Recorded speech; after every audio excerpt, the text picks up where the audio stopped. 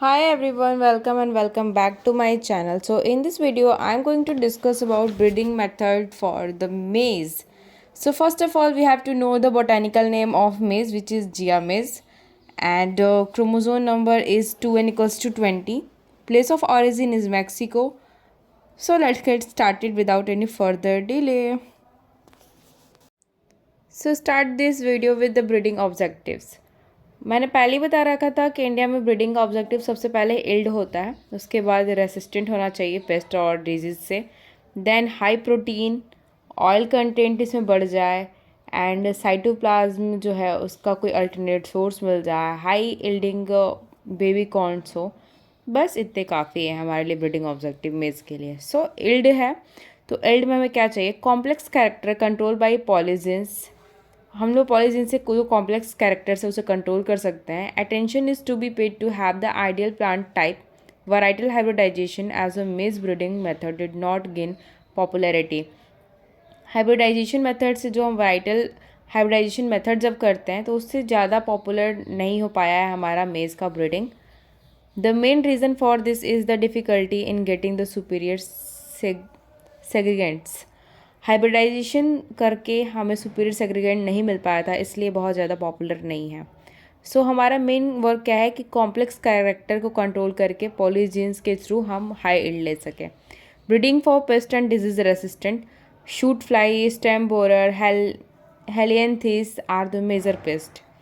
Mexican varieties are resistant. Downy mildew, leaf blight, and helminthosporium are the major diseases. So इन सबको control करने के लिए हमें Taiwan line are resistant in downy mildew. Taiwan line जो है वो रेसिस्टेंट वैरायटी है, उससे हम यूज़ कर सकते हैं जो कि इन सारे डिजीज़ को just like downy mildew, leaf blight और हेलमेंथोस्पोरियम को कंट्रोल कर सकता है। एंड CO1 एंड COS2 भी रेसिस्टेंट वैरायटी है जो कंट्रोल कर सकता है। मैक्सिकन वैरायटी एक रेसिस्टेंट वैरायटी है जो कि शूट फ्लाई, स्टेम बोरर, हेलियंथिस को कंट्रोल कर सकता है। तो ब्रीडिंग मेथड हम इसमें अप्लाई करेंगे ताकि पेस्ट और डिजीज़ जो है वो रेसिस्टेंट हो सके। Breeding for the high protein, compress करेंगे हम दो फ्रैक्शंस को। जैसे प्रोटीन जो है एंडोस्पर्म में होता है एंड उस प्रोटीन को हम जीन के नाम से जानते हैं, ZEIN, जिसको कि न्यूट्रिशनली ये बैलेंस्ड नहीं होता है एंड ये बहुत ही ज़्यादा कम अमाउंट होता है लाइसिन और ट्रिप्टोफेन के कंपैरिजन में। तो 80% प्रोटीन जो है एंडोस्पर्म में पाया जाता है। जो प्रोटीन जो है जर्म में मीन्स एम्ब्रो में पाया जाता है वो 20% होता है और बैलेंस्ड रहता है। उसे हम इंक्रीज़ कर सकते हैं, जैसे कि अगर हम एम्ब्रोए का साइज़ जो है बढ़ा देंगे, उसे इंक्रीज़ कर देंगे तो प्रोटीन कंटेंट भी बढ़ जाएगा। सो नेक्स्ट हमारा breeding for increase oil content. 12 से 15% जो है जर्म मीन्स एम्ब्रॉय के अंदर से हमें मिल जाता है ऑयल। ओके, सो अगर हम एम्ब्रॉय साइज बढ़ा देते हैं तो इससे हमारा ऑयल कंटेंट भी बढ़ जाएगा। Alternate source of the cytoplasm, CMS, cytoplasmic male sterility and T susceptible to the helminthosporium and C&S the resistant. तो ऐसा अगर हम यूज़ करते हैं, CMS का यूज़ करेंगे या फिर T ससेप्टेबल का यूज़ करेंगे जो कि हेलमेंथोस्पोरियम के लिए ससेप्टेबल है, उससे हम अल्टरनेट सोर्स डेवलप कर सकते हैं जिससे कि C और S यहाँ पर रेसिस्टेंट हो जाएंगे। हाई एल्डिंग बेबी कॉर्न की बात करते हैं। जिया मेज वैरायटी जो है जिसमें saccharata, sweet corn and green cobs, जिसे कि हम इजीली सैलड की तरह खा पाते हैं बिना कुक किए भी। So the crops can be harvested, 45 days के बाद उसे हम हार्वेस्ट कर सकते हैं। So COBC1 is the latest variety of the baby corn. Baby corn की लेटेस्ट वैरायटी COBC1 है। ओके, अब हम जानेंगे ब्रीडिंग मेथड्स के बारे में। इसमें भी सबसे पहले आएगा इंट्रोडक्शन। इनिशियली जो वैरायटीज़ इंट्रोड्यूस्ड हुई हैं उनके साथ हम इसकी क्रॉसिंग कराएंगे, जैसे Sikkim primitive 1, Sikkim primitive 2, Mexican line जो कि फर्स्ट इंट्रोड्यूस हुई थी 16th सेंचुरी में पोर्तुगीज़ के थ्रू। उन सबको इंट्रोडक्शन करके हम आराम से अपने ब्रीडिंग मेथड का फर्स्ट स्टेप कंप्लीट कर सकते हैं। देन है mass selection. Prior to 1945 mass selection was the only method use for the maize improvement. 1945 तक हमारा मास सिलेक्शन ही एक ऐसा मेथड था जिसे हम यूज़ करते थे ब्रीडिंग मेथड के लिए मेज में। KT1 यूपी में है एंड RS1 राजस्थान में। तो ये दो वैरायटीज़ हैं। क्या यार ये लोग शांत देर से, जब मैं रिकॉर्डिंग करती हूँ तभी इन्हें कुछ ना कुछ करना होता है। It's okay, just ignore it. हम कंटिन्यू करते हैं।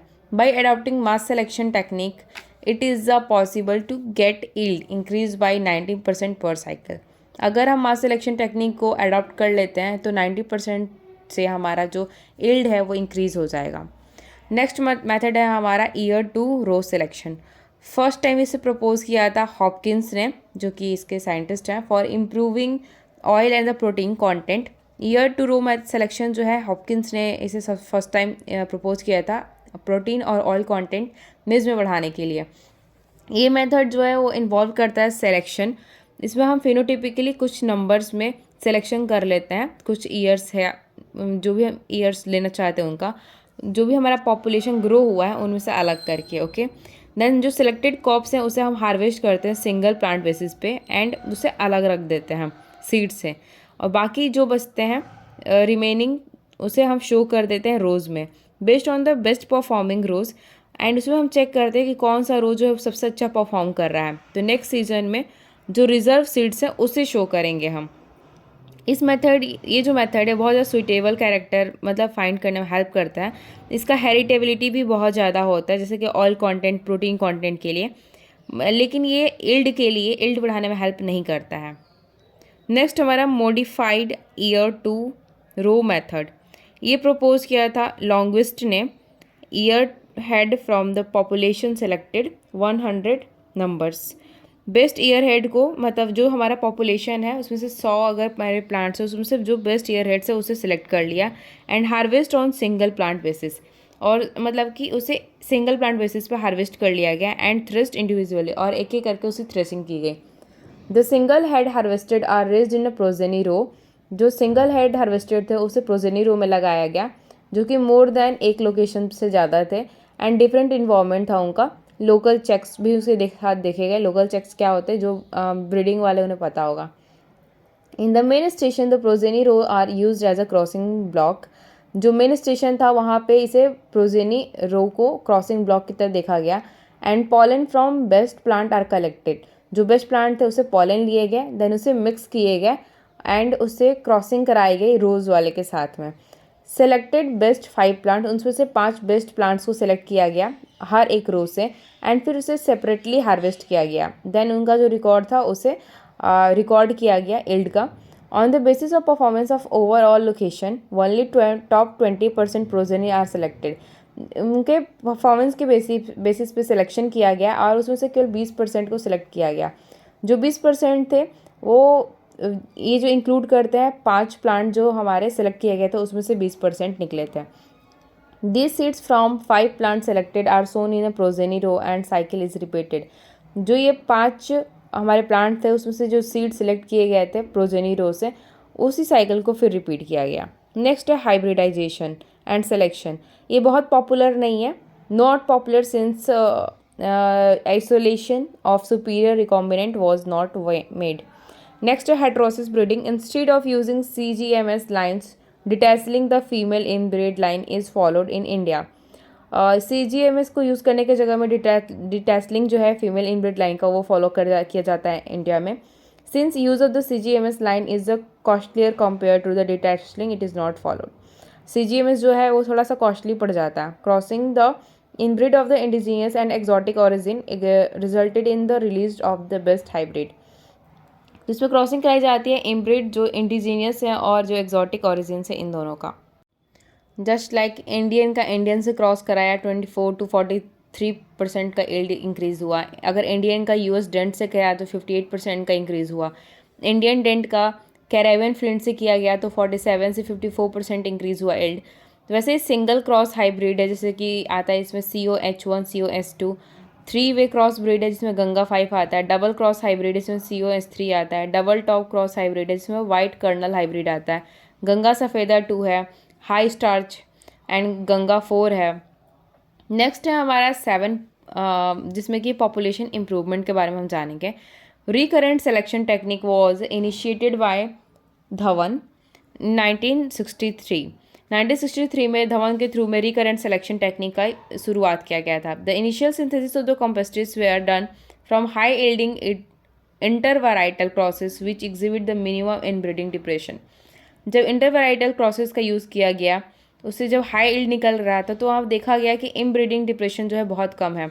जस्ट लाइक इसकी कौन कौन सी वैरायटीज़ थी, तो किसान, जवाहर, विक्रम, सोना, विजय, अंबर, CO1, K1, ये सारी चीज़ें थी।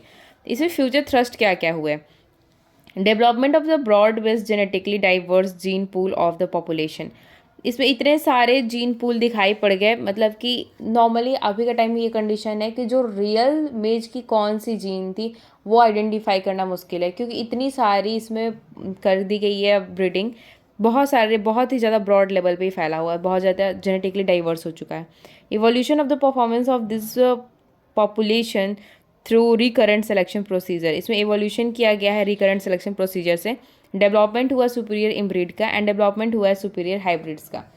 तो अब जानेंगे हम कौन कौन सी स्पीसीज है मेज़ की। तो जिया मेज़ इंडुराटा, जिसे कि हम फ्लिंट कॉर्न बोलते हैं, एंड ये इसका कल्टीवेशन इंडिया में शुरू हुआ था फ्लिंट कॉर्न का। जिया मेज़ इंडेंटेटा, जो कि डेंट कॉर्न के नाम से जाना जाता है, एंड ये जो मेज़ ग्रेन है ये जो है USA का है। जिया मेज़ इवर्टा, इसे पॉपकॉर्न के नेम से जानते हैं, एंड जब इसे हीट करेंगे, जब इसे प्रेशर बिल्डअप होता है तो कर्नाल जो है वो सडनली एक्सप्लोजन उसमें होता है एंड ग्रेन्स जो है वो बाहर आ जाते हैं, तो मीन्स वो पॉपकॉर्न बन जाता है। सो जिया मेज़ सेचुरेटा, जिसे कि स्वीट कॉर्न बोलते हैं, जिया मेज़ अमाइलेस, जिसे कि फ्लोर कॉर्न या फिर सॉफ्ट कॉर्न बोलते हैं, एंड जिया मेज़ ट्यूनिक्टा, जिसे कि हम पॉड कॉर्न बोलते हैं, जिया मेज़ सेरेटिना कुलेसी, जिसे कि हम वैक्सीकॉर्न के नेम से जानते हैं।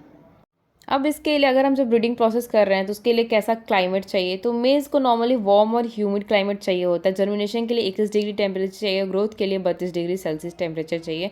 Soil type well drain sandy loam होना चाहिए और सॉल्टी लोम सॉइल भी चलेगा। लैंड प्रिपरेशन 4 से 5 बार प्लोइंग और प्लांटिंग की जानी चाहिए। एंड टाइम ऑफ सोइंग की बात करेंगे तो last week of May to end of June.